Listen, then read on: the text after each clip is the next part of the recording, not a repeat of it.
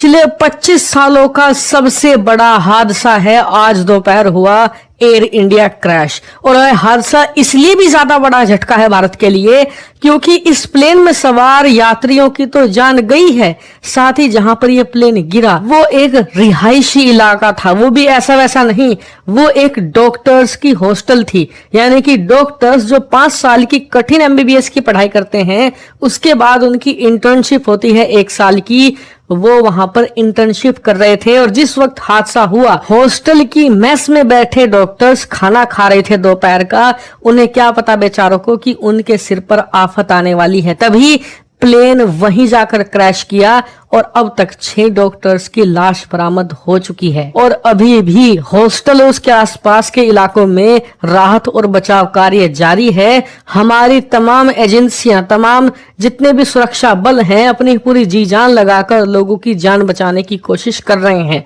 फिलहाल बात करें प्लेन में सवार लोगों की, तो एक आदमी के सरवाइव होने की खबर आ चुकी है। जी हाँ, फर्स्ट सर्वाइवर मिल चुका है इस प्लेन हादसे का और उसकी सीट नंबर भी जारी कर दी गई है। और फिलहाल अधिकारियों ने बताया है कि वो डॉक्टर की ऑब्जर्वेशन में है। आने वाले कुछ घंटों में उसको लेकर और जानकारी दी जाएगी। इसके अलावा फिलहाल हमारी कोशिश है कि उस इलाके में जितने भी ज्यादा से ज्यादा लोग घायल हैं उन्हें पहुंचाया जाए अस्पताल तक। उसके बाद भारतीय अधिकारी विस्तार से इस हादसे की जानकारी देश और दुनिया को देंगे। दुनिया इसलिए क्योंकि इस प्लेन हादसे में सिर्फ भारतीय नहीं बल्कि ब्रिटेन, साथ ही पुर्तगाल और कनाडा के नागरिक भी सवार थे जिनकी जान जा चुकी है। उसको लेकर भी कंफर्मेशन दी जाएगी। लेकिन फिलहाल दुनिया के देश क्या कह रहे हैं इस प्लेन हादसे पर, इस पर भी हमारी नजर होनी चाहिए। क्योंकि अमूमन देखा गया है कि जब भारत में प्लेन क्रैश होते हैं तो कई बार भारत को ही इसके लिए जिम्मेदार ठहरा दिया जाता है। एक बार 25 साल पहले जो प्लेन क्रैश हुआ था उसमें तो भारत के एटीसी, एयर ट्रैफिक कंट्रोल पर ही सवाल उठा दिए गए थे।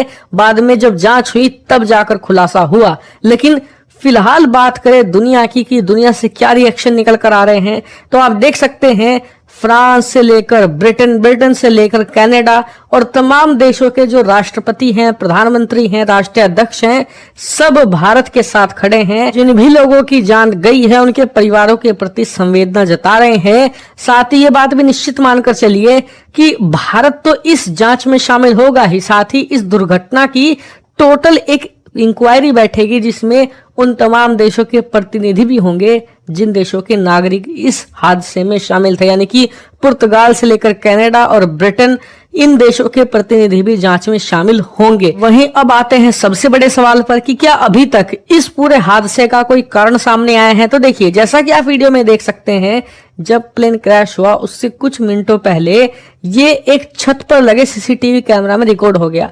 आप देख सकते हैं कि प्लेन में फिलहाल कोई भी कमी नजर नहीं आ रही, इंजन से किसी प्रकार का कोई धुआं नहीं निकल रहा। इसीलिए इसको लेकर संशय गहरा गया है। और जब तक ब्लैक बॉक्स नहीं मिलता प्लेन का, सही जानकारी पता नहीं लग पाएगी। लेकिन जरूर प्लेन के अंदर ही कोई अंदरूनी खराबी हो सकती है और इसके पीछे कारण ये है कि ये प्लेन था बोइंग का 787 ड्रीम लाइनर। हालांकि इस प्लेन का इतिहास ये है कि ये कभी भी क्रैश नहीं हुआ था, आज पहली बार ये क्रैश हुआ है। और इस स्पेसिफिक प्लेन की बात करें तो 2015 में ये शामिल हुआ था एयर इंडिया की फ्लीट में, यानी कि लगभग 10 साल से सर्विस दे रहा था। और एविएशन में इस प्रकार के प्लेन को नया मानते हैं क्योंकि काफी लंबी सर्विस देते हैं ये प्लेन। लेकिन जो बोइंग कंपनी है उसका ट्रैक रिकॉर्ड बहुत खराब रहा है। उसके जो बाकी प्लेन है लगातार क्रैश होते आए हैं। एक बार को तो बोइंग के कुछ मैक्स मॉडल को पूरी दुनिया भर में ग्राउंडेड कर दिया गया था, यानी कि उड़ाने पर बैन लगा दिया गया था, इतने ज्यादा क्रैश हो रहे थे। इसीलिए कहा जा रहा है कि इस प्लेन के अंदर कुछ प्रॉब्लम हो सकती है, लेकिन असली कारण तो हमारे अधिकारी बता पाएंगे पूरी जांच के बाद। और जब भी इस पर कोई ऐसी अपडेट आएगी मैं आपको बताऊंगा। इसीलिए आप चैनल को सब्सक्राइब करके